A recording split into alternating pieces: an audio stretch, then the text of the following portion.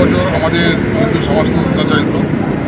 আজকে আমাদের একটা এই যে প্রোগ্রামটা হলো, এটা একটা মানুষের উচ্ছ্বাস যে আমরা আজকের দিনে একটা বেরোবো রাস্তায়, যে আমরা হিন্দুত্ববাদী, আমরা ঠিক আছি, এবং আগামী দিন যাতে আমাদের হিন্দুত্ব একটা জায়গায় দাঁড়ায়, মানুষের প্রচার মাধ্যমটা আরও ভালোভাবে করতে পারি। কেন আমরা তো অত্যাচারিত ছিলাম এতদিন, প্রচুর অত্যাচারিত হয়েছে আমাদের হিন্দু সমাজ, মায়েরা বোনেরা। সেই জন্য আজকের আমরা সুস্থভাবে আমরা আমাদের এই মাঠে বেরোতে পেরেছি, সেই জন্য আমরা খুব খুশি।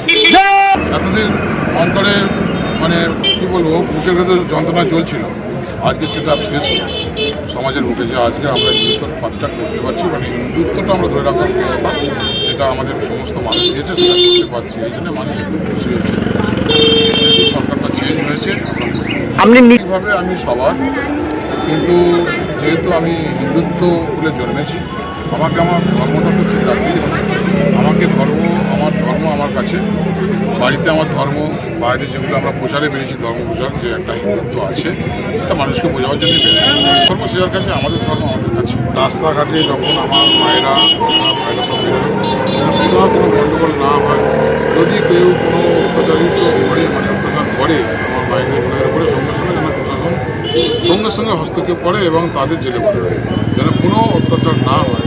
সবাই ঠিকমতো বাবার ধারে গিয়ে যেন জল ঢালতে পারে, এটাই আমার বাবার কাছে এবং সবার কাছে আমার মনের আশা।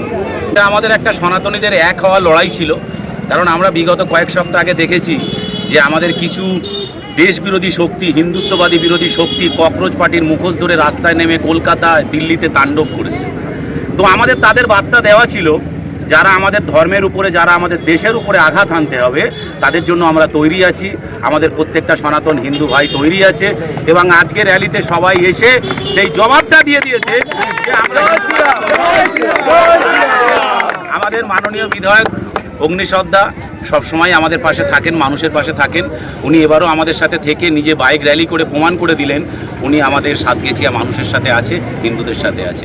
এলাকাবাসীর জন্য বার্তা থাকবে যে সবাই নিজের ধর্মকে ভালোবাসো, অবশ্যই নিজের ধর্ম ভালোবাসবে, কিন্তু এটাও বলবো নিজের ধর্মকে ভালোবাসা মানে অন্যের ধর্মের উপরে আঘাত নয়।